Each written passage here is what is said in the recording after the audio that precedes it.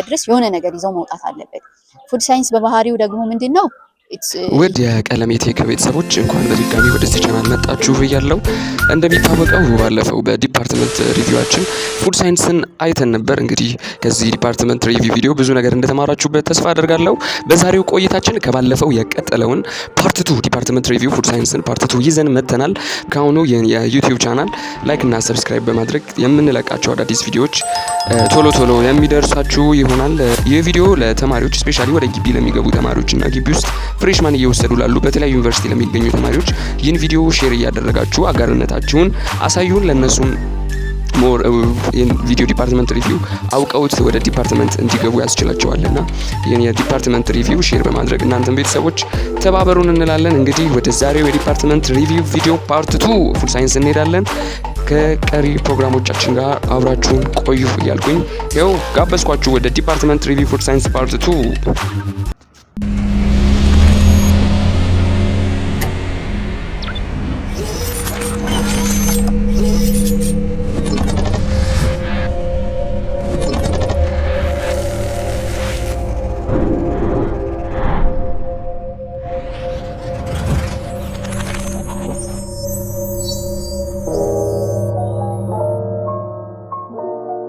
ሌላኛው ጥያቄ የሚሆነው ፉድ ሳይንስ ምን አይነት ኮርሶች አሉትና በአብዛኛው ጊዜ ያው ዲፓርትመንት ስንመርጥ ካልኩሌሽን ይበዛዋል፣ ሽምደዳ ነው ምናምን የሚባል ነገር አለ እንደ ተማሪና ፉድ ሳይንስ ዲፓርትመንት ምን አይነት ዲፓርትመንት ነው? ሽምደዳ ይበዛበታል ወይስ ካልኩሌሽን ፓርቶች አሉት? እስቲ ይሄን ብትነግሪኝ። አዎ 50 በ50 መጀመሪያ ላይ ያው ቅድም እንዳልኩትም አፕላይድ ማትስ አለው፣ ፍሉይድ ሜካኒክስ የሚባል ኮርስ አለ። እነዚህ ፊዚክስ እና ማትስ ነክ ናቸው። በመሃል ሽምደዳዎችም አሉ። የኒውትሪሽን ኮርሶችንም እንወስዳለን። እንደገና ደግሞ ቅድም ባልኩ የምግብ ምናምን አካባቢ ብዙ ኮርሶችን እንወስዳለን። ግን እንትኑ ካልኩሌሽኑ ይሄን ያህል 50 በ50 ሲል የሚያስፈራ ምናምን አይደለም። በጣም ቀለል ያሉ እኛንም የሚመለከት ምናምን ይሄ ኢንጂነሮች ሳይሆን እኛን የሚመለከት ሳይንሱን የሚመለከት ቀለል ያሉ ምናምን ናቸው። እሱ ስለዚህ ካልኩሌሽንም ባይችሉም ቢችሉም ይግቡ ነው። ዲፓርትመንቱ አይከብድም ነው።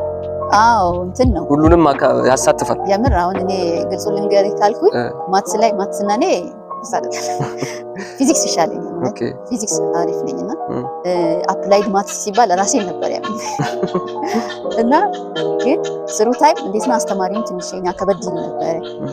በጣም ነበር የሚቆጣን ምናምን ዶክተር ካላላችሁ ምናምን እያለ ባይልብ ነበር። እሱን ፈርተን አስተማሪውን ፈርተን ኩርሱን ፈርተን የት ነው በጣም አስቸጋሪ ነው። ሰው የክላሱን ሙድ ምናምን እንትን አትለውም። ገብቷል።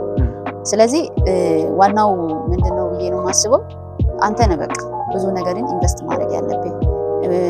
ኮርሱንም ለመውደድም ለመጥላትም ያንተ የእይታ ጉዳይ ይወስናል ብዬ አስባለሁኝና እኔ እንደው ከረፈደ ነው የተረዳሁት። በአስተማሪ ምናምን ስለሚበሳጭ ኮርሱን መስራት እየቻልኩኝ ሰማው ስላል ብዬው ነበርና መጨረሻ አካባቢ ነው በቃ ወይ እንደዚህ አንዳንዴ ሳናነበው ምናምን አይተነው ገረፍ አድርገን በቃ ይሄ ይከብዳል እንላለን። ግን ሰዓት ወስደን ቁጭ ብለን ምናምን ስናየው በቃ በጣም ቀላል ነገር ነውና እንዳትሸወዱ፣ ፉድ ሳይንስን ምረጡ። በጣም የሚገርም ማብራሪያ ነው። ቴንክ ዩ ጤና እናመሰግናለንና ጂሲ ነሽ እና እንደ ጂሲ ተማሪ ፉድ ሳይንስን ከዚህ በኋላ ብዙ ተማሪዎች ይመጡታል ብዬ አስባለሁ እና ፉድ ሳይንስን ለሚቀላቀሉ አዳዲስ ተማሪዎች ምን የምታስተላልፊው መልእክት አለ? እሱን እስቲ ወደዛ እንሄድና የምታስተላልፊው መልእክት ካለ አዲስ ለሚገቡ ተማሪዎች እንዲያደርጉ ዲፓርትመንቱን ጆይን ካደረጋችሁ በኋላ ይሄን አታድርጉ እንዲህ ብታደርጉ ጥሩ ትሰራላችሁ የምትይው ነገር ካለ? ኦኬ ይሄን ሐሳብ ከኛ እስካሁን እኛ ስናሳልፍ የነበሩ ክፍተቶችንም በማየት ግንዛቤ በማድረግ ለማሳሰብ ወዳለሁኝ። የመጀመሪያው ነገር እንዳደርጉት የምመክረው እኔ እንዲቀበሉት ነው። መርጠው የሚምጡ ሳይመርጡ መጀመሪያ ኦልሬዲ ደርሷቸዋልና እዚህ ግቢ የሚቆዩት ትንሽ በጣም ረጅም ይመስላል። ባይዘው እኛም ትላንት የገባን ነው የመሰለን ያለውና ሁሉም ይታለፋል እና በጣም ዲሲፕሊን ያስፈልጋል። በቃ ለምንም ነገር ዲሲፕሊን ያስፈልጋልና ትኩረት ሰጥተው እድሜያቸውን እስከፈጁ ድረስ እዚህ ድረስ መጥተው ፋሚሊ ደግሞ ብዙ ነገር ኢንቨስት እስካደረገ ድረስ የሆነ ነገር ይዘው መውጣት አለበት። ፉድ ሳይንስ በባህሪው ደግሞ ምንድነው ይሄ እንትን አይደለም። እንዴት ነው ላይክ ክላስ ውስጥ ቀልደ ምናምን ወተ ነገ ላይ የምትሰራው ምናምን አይደለም። ገብቷላ። ሴፍቲ በጣም ሲሪየስ ጉዳይ ነው እና ኢንዳይሬክትሊ የሰው ህይወት እጅ ላይ ነው። ለምሳሌ ኤክስፓየር ዴቶች ላይ ምናምን ክላስ አካባቢ በደንብ ትኩረት ሰጥተን እነዛን ፖይንቶች ቼክ ካላደረግ ከአስተማሪው ጋር ያለ ኮሚኒኬሽን ምናምን ሲያስተምሩ ክላስ አሪፍ ካልሆነ ወጥተህ የምትቀላቀለው ማህበረሰብ በዛ ኬዝ ላይ የምትሰራ ከሆነ ጥሩ አይመጣም እና ይህንን ግንዛቤ ውስጥ በማስገባት ኃላፊነት በቃ ይሰማችሁ፣ ኃላፊነት ተሰምቷችሁ የመረጣችሁት ወይም የደረሳችሁ ኮርስ ላይ የትኛውንም ፉድ ሳይንስ ብቻ ላይሆን ይችላል የትኛውም ዲፓርትመንት ተማሪ እሱ ማሳሰብ ፈልጋለሁ እና ይሄ ይበልጣል ያንሳል የሚባል ነገር አይሰራም ባይዘው እና ሁሉም ከሰራንበት አሪፍ ነው እና ከቀለድንበት በዛው ልኩ ኮርሱም እኛ ላይ ይቀልድብናል። እንደዛ አይነት ነገር ስላለ ዲሲፕሊን ያስፈልጋል። እሱን ነገር ላይ በደንብ ቢጠነቀቁ። ከዛ ውጪ ግቢ ውስጥ ያለው ነገር አግሪ እንግዲህ ሰፊ ሰዓት አለ እውነት ለመናገር። ጤናዬ በጣም የሚገርም ማብራሪያ ነው የሰጠሽኝ።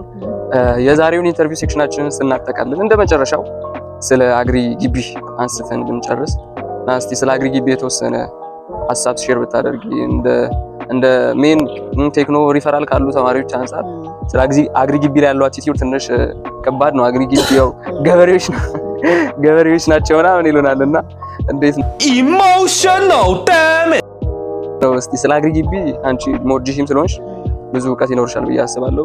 ከቅርበቱ አንፃር ከተማ ሴንተር ከመሆኑ አንፃር ኢዝሊ የምናገኛቸው አክሰሶች አሉ አግሪ ግቢ በመሆናችን ብቻ ማለት ነው። ከነሱ አንፃር እስቲ ስለ አግሪ ግቢ እንደመጨረሻ ኢንተርቪው ጥያቄ ስለ አግሪ ግቢ የሆነ ነገር በይና እናጠቃላለን። እሺ አግሪ ግቢ እኔ ወድጄዋለሁ፣ ለኔ ተመችቶኛል ነው ሞር ግቢውን አይተህ ከሆነ ላይብራሪ ቅርብ ናት፣ ካፌ ቅርብ ነው። እንደገና ደግሞ ላይብራሪ ደግሞ ብዙ ትርምስ አይበዛውም እና በጣም ይሄ ኳይት ፕሌስ በጣም ጸጥታ ምናምን ለሚፈልግ ለሚያጠና ተማሪ ይመቻል። ከዛ ባለፈ ደግሞ ከሜን ግቢ እና ከሪፈራል ከቴክኖ ምናምን አንፃር ከቴክኖ አንፃር ዛፍ አለ በረሃ አይደለም። በጣም ደስ የሚሉ ፐርሰናሊ ሪላክስ የምታደርግበት እንጆይ የምታደርግበት ፕሌስ ነው ግቢውን አይተህ ከሆነ በደንብ። ከሜን ግቢ አንፃር ደግሞ ሜን ግቢ ስትሄድ ነው የሚደክምህና እዚህ በቃ ውጥት ግብት ነው። አንዳንዴ እንደውም ብሎከስት እኛን ዶርም አይተህ ከሆነ እንዴት ነው መጀመሪያ አካባቢ የፕላንት ምናምን ሳይንሶች እዛ ያሉ ክላስ አለ የለም አስተማሪ ገባ የሚለውን በመስኮት ነው ማይ ጋድ ዚስ ማች ቅርብ ነው ክላስ እና ዶርም እና ሰዓት ቢረፍድብህ ሮጥ ብለና ለመግባት እሱ አሪፍ ነው ግቢ ውስጥ ያለው ነገር ነው። አግሪ ወይ ብዙ ነገሩን የተመችቶኛል። ብዙ ነገሩ ቤቴ ይመስለኛል። ዞር ስትል ያሉት የመምህራኖቹ ቤት ምናምን ሰፈር ውስጥ ያለ ይመስላል። ለነገሩ ከሩቅ ምናምን ለሚመጡ ምናምን ልጆች ይሄ ቤተኝነት ይሰማቸዋል እና እሱ ነገር ጥሩ ነው። በደንብ ከብዙዎችም እኔ ዝም ብዬ የሰማሁትን ነገር ስላለ እሱ ነገር አሪፍ እና አግሪን ወደቸዋለሁ። አግሪ በዚህ ይመረጣል። ስለዚህ ኑ ነው የምትያቸው ኔክስት አይደል? እሺ በጣም አድርገን እናመሰግናለን ስለሰጠሽን ማብራሪያ። እንደ ተማሪ ጊዜ በዚህ ሰዓት ውድ ነው። ያን ጊዜሽን ተጠቅመሽ ነው ይሄን ማብራሪያ ሰጠሽን። በቀጣይ ኢንተርቪዎች እንገናኛለን ብዬ ተስፋ አድርጋለሁ። እጅግ በጣም ከልብ አመሰግናለሁ። ማስተላለፍ የምትፈልጊው መልእክት አለ? ድሉ ልስጥሽ። እንደመጨረሻ ማስተላለፍ የምትፈልጊው መልእክት ካለ ልስጥሽ፣ ከሌለ እንዝጋው። በቃ ብዙዎችን ነግሬያቸዋለሁ።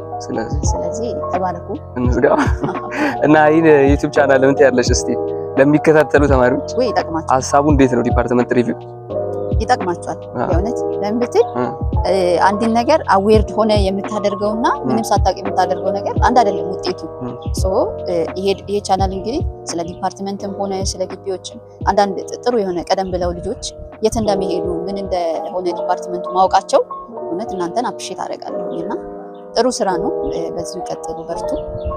ሌሎችንም ደግሞ ግቢ ውስጥ የሚስተዋሉ ምናምን ሶሻሊ አሁን ለምሳሌ አንድ ተማሪ ግቢ ከገባ በኋላ እንዴት ነው መቀጠል ያለበት የሚሉ ፖይንቶች ላይ ምናምን ሰሩ በጣም ምርጥ ነው ለተማሪ ለሚመጣና ይሄንንም ዩቲዩብ ቻናል የምትከታተሉ በጣም እድለኞች ናቸው በእነዚህ ልጆች እና ደስ ብሎኛል። እጅግ በጣም እናመሰግናለን። ቴንኪው ብለናል። ያቀረብንላችሁ ዲፓርትመንት ሪቪው ፉድ ሳይንስ ይህን ይመስል ነበር። በቀጣይ ዲፓርትመንት ሪቪው እስክንገናኝ ድረስ ሰላም ቆዩልኝ ብያለሁ። እንግዲህ ሰብስክራይብ፣ ላይክ እና ሼር ማድረግ አይረሳ። ይመቻችሁ።